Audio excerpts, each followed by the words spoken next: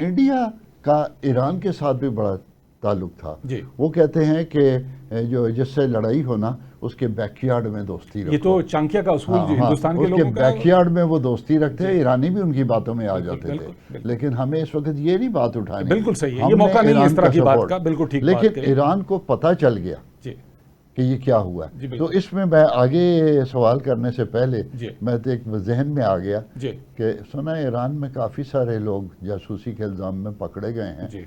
और उसमें रॉ के एजेंट भी हैं जो इंडियंस हैं और एक को शायद फांसी भी है। मुझे पक्की खबर नहीं है, आप बताइए कोई। देखिए इसमें ये बातें मीडिया में तो आ रही हैं कि उनमें से इंडियंस भी मौजूद हैं अभी, लेकिन ये कोई वेरीफाइड चीज़ नहीं है। ओके। मसला ये नहीं है कि उसमें इंडियंस हैं या नहीं हैं, असल में ये है कि उनकी ये ख्वाहिश हमेशा ज़रूरी है और अमली तौर पे वहाँ से कलभूषण यादव ईरान के रास्ते ही पाकिस्तान आया था और BLA के जो कैंप्स वहाँ पर मौजूद हैं उनको इंडिया ही सपोर्ट कर रहा है और ये वो सारी चीज़ें जो हमारे ईरानी भाइयों को अब समझ लेनी चाहिए। अब समझ आ गई हों। और उम्मीद है कि समझ आ गई होगी। बहरहाल हम इसके बावजूद इस मौके पे इन इख्तलाफात में जाने के बजाय और हम उनके साथ असूली बुनियाद पे ईरान के साथ बिल्कुल सही है। हम ईरान के ऊपर हमला हुआ बिल्कुल। है और वो जो है इस पे जैसे कि अभी जनरल आसिम मुनीर साहब ने भी कहा है कि ये वहाँ पे अमेरिका के दौरे के अंदर इसराइल के ईरान पे हमले से एक मिसाल कायम हो गई है और इंडिया ये वाली मिसाल अगर पाकिस्तान के खिलाफ दोहराएगा तो इसके असरात क्या होंगे वो फिर सबको समझ लेना चाहिए। तो ये महज एक वाकया नहीं है, ये दो एटमी मुल्कों के दरमियान कशीदगी में एक दूसरे की एटमी तंसीबात पर हमला करने की अगर जो रिवायत चल पड़ी है तो ये बात फिर बहुत दूर तक जाएगी। ये दुनिया के लिए खतरनाक होगी। फिर इसकी जद के अंदर जो है कभी कभी हो सकता है, मैं बड़ी बात कर रहा हूँ, कोई चाहे वो फ्रांस हो अमेरिका हो, जब कभी कमज़ोर पड़ेंगे तो ये भी उसके जद में आ जाएंगे। और डॉक्टर साहब एक बात जहन में रखिएगा कि जिस तरह से किसी कौम का, इंसान का उरूज और जवाल होता है, सल्तनतों का और मुल्कों का भी इसी तरीके से उरूज और जवाल होते हैं। कैम्ब्रिज यूनिवर्सिटी का एक सेंटर है जो तहकीक करता है जो अक़वाम या ममालिक या एम्पायर्स जो हैं उनके जवाल के हवाले से, उरूज के हवाले से, बिल्कुल उस हवाले से उनकी जो एक एवरेज उन्होंने निकाली है वो ये कि कुछ 300 कुछ साल की एक औसत निकलती है किसी भी एम्पायर की लाइफ की। अमेरिका जो है वो 1492 के बाद बनना शुरू हो गया था जब स्पेन के अंदर आखिरी मुसलमान हुक्मरान अब्दुल्ला की हुकूमत का खात्मा फर्डिनेंड ने और आइजाबेला ने किया था और क्रिस्टोफर कोलंबस आइजाबेला से के जेवर लेके उसको बेच के उसकी मदद से वो पहुंचा था नई सरजमीन तलाश करने, बेसिकली इंडिया तलाश करने, लेकिन वो पहुंच गया एक न्यू लैंड पे और वहाँ ये जो वाक़या है ये बनता है 1492 का। 1492 का। अब ये तकरीबन 500-550 साल हो गए हैं।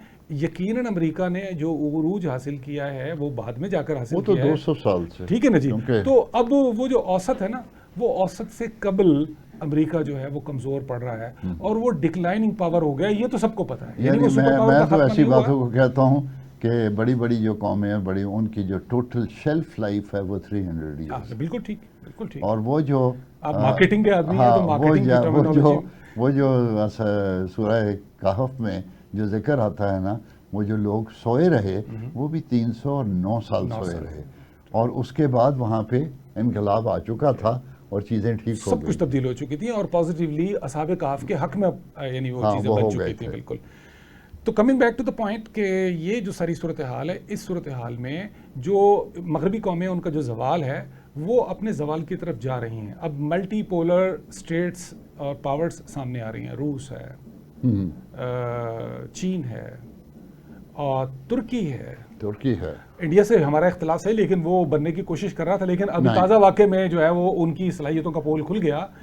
लेकिन इसी तरीके से जो अस्करियत बात से फिर पाकिस्तान भी इसमें शामिल है। डॉक्टर साहब एक चीज़ ऐसी है, मौजू से ज़रा हट के है लेकिन ख्याल आ गया, मैं बड़ी देर से गौर कर रहा हूँ कि मुल्कों और जो सोसाइटीज़ की जवाल की एक बड़ी वजह जो है कि एक लोग होते हैं एरोगेंट, कुछ ख़ानदान होते हैं एरोगेंट, कुछ कबीले होते हैं एरोगेंट और कुछ arrogance of the Nations, arrogance of the countries.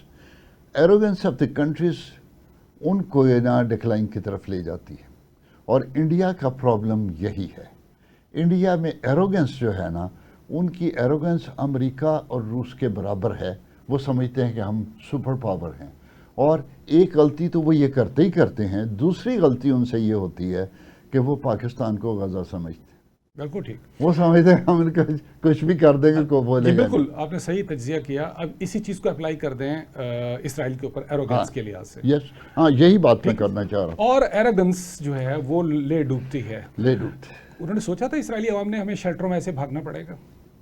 उन्होंने देखा था कि उनकी बिल्डिंग्स का वही हशर होगा जिन्होंने गजा में किया था। हाँ। उन्होंने देखा कि उनकी टेक्नोलॉजी कहाँ पे गई जिसके ऊपर उनको जनाब जाना जी बड़ा नाज था। और अभी वो और बंकर्स में है, जी, एक हफ्ते से बंकर्स वो में। बिल्कुल ऐसा ही है। दूसरी ये कि जब कोई कौम अपने ही प्रोपेगेंडे का शिकार हो जाए, डॉक्टर साहब इस बात पे जरा गौर कीजिएगा, हाँ, जो कौम अपने अपने से ही झूठ- प्रोपेगेंडे का खुद शिकार हो अपने जाए, से झूठ बोलते रहते हैं, वही चीज उसकी तबाही का जरिया बनती है। बिल्कुल ये सही। हिंदुस्तान के साथ आपने देख लिया बिल्कुल सही। और इसराइल के साथ अनकरीब देख लेंगे इंशाल्लाह। इंशाल्लाह। तो इस तरीके से इसराइल को जो उसने इन सारे मुज़ाकरात को सबुटाज किया, मुज़ाकरात 2 दिन के बाद होने थे इतवार को ओमान के अंदर मजीद, और उसका सिलसिला पहले से जारी था, जुम्मे को अटैक कर और दिया। उसने तारपीड़ो मारा है उसके अंदर। उसने जानबूझ के ये किया ताकि अमेरिका को ड्रैग किया जाए, उसको इसके अंदर घसीटा जाए। ये जो सारी सूरत हाल है, 9वां दिन है आज, तो अभी तक जो ईरान की सलाहियत है उस पर फ़र्क नहीं पड़ा, डिस्पाइट द फैक्ट कि पहले 24 घंटों में टॉप लीडरशिप जो थे मिलिट्री के, उसको उन्होंने टारगेट किया। हाँ, वो बड़े और सक्सेसफुली जो उन्होंने जासूसी कर के लिया। जो टारगेट्स थे, जासूसी के जो उनके नेटवर्क्स थे, अब वो एक्सपोज होना शुरू हो रहे हैं।